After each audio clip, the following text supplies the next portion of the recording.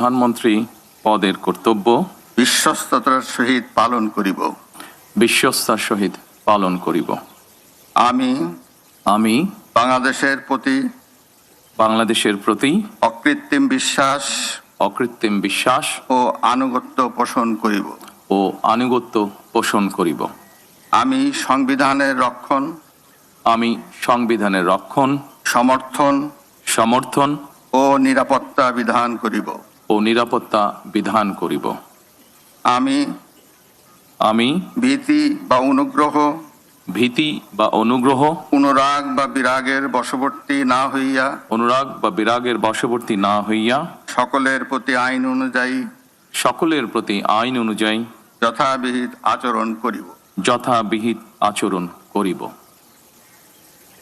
এবার মাননীয় প্রধানমন্ত্রীর গোপনীয়তার শপথ পাঠ পরিচালনা করার জন্য রাষ্ট্রপতি মহোদয়কে বিনীত অনুরোধ জানাচ্ছি। আমি তারেক রহমান সশস্ত্র চিত্রে শপথ করিতেছি যে সরকারের প্রধানমন্ত্রী রূপে যে সকল বিষয় আমার বিবেচনার জন্য আনিত হইবে বা যে সকল বিষয় আমি অবগত হইব তাহা প্রধানমন্ত্রী রূপে যথাযথভাবে আমার কর্তব্য পালনের প্রয়োজন ব্যতীত প্রত্যক্ষ বা পরোক্ষভাবে কোনো ব্যক্তিকে জ্ঞাপন করিব না বা কোনো ব্যক্তির নিকট প্রকাশ করিব না। ধন্যবাদ। মাননীয় প্রধানমন্ত্রীকে পদের শপথ ও গোপনীয়তার শপথ স্বাক্ষর করার জন্য এবং স্বাক্ষর শেষে নির্ধারিত আসন গ্রহণ করার জন্য বিনীত অনুরোধ জানাচ্ছি।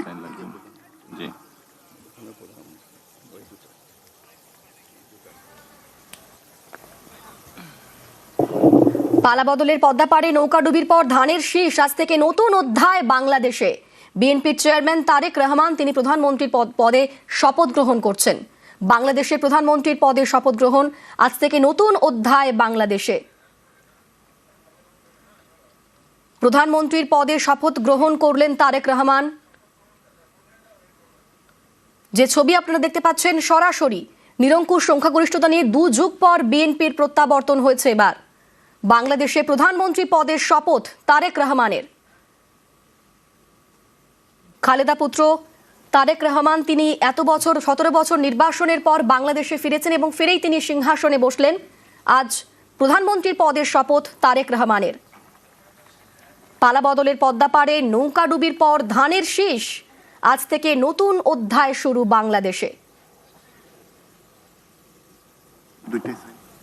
বিএনপির চেয়ারম্যান তারেক রহমানের নেতৃত্বে মসনদে নয়া সরকার, ক্যাবিনেট সহ প্রধানমন্ত্রী হিসাবে শপথ খালেদা পুত্রর। তার আগে সকালেই শপথ নিয়েছেন সংসদের নবনির্বাচিত সদস্যরা এবং এখন প্রধানমন্ত্রী পদে শপথ খালেদা পুত্রের। না স্যার, আপনি বসেন।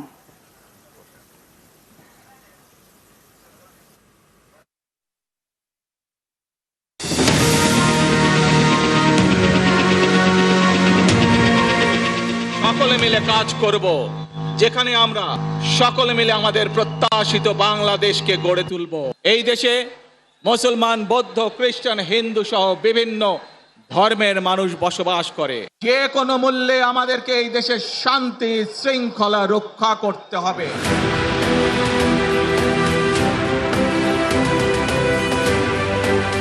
তারেক রহমানের আস্থা বাংলাদেশের। পদ্মাপাড়ে এবার নতুন অধ্যায়।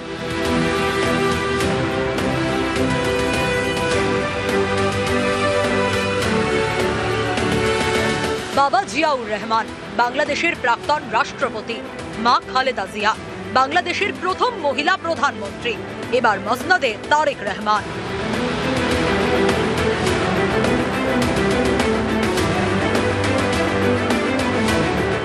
2001 সাল থেকে রাজনীতিতে সক্রিয় তারেক রহমান, তখন দ্বিতীয়বারের জন্য ঢাকার মসনদে খালেদা জিয়া।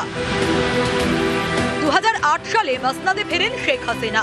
তারেক রহমানের বিরুদ্ধে একাধিক অভিযোগ তোলে আওয়ামী লীগ।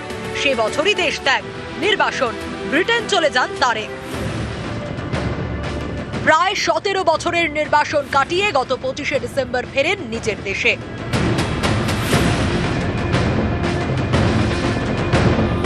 বাংলাদেশে তখন তদারকি সরকারের শাসন। প্রধান প্রতিপক্ষ শেখ হাসিনা দেশ ছাড়া। দেশে ফেরার এক সপ্তাহের মধ্যেই মা খালেদা জিয়াকে হারান তারেক, হন বিএনপির ভারপ্রাপ্ত চেয়ারম্যান। তারপর থেকে দলের প্রচারে জোর দেন। 2 আসনে ভোটে লড়েন তারেক রহমান। ঢাকা 17 এবং বগুড়া 6, দুটিতেই জিতেছেন। আর তার দল জিতেছে 200-র বেশি আসনে। একসময় যিনি ছিলেন নির্বাসনে, তিনি এবার বাংলাদেশের সিংহাসনে।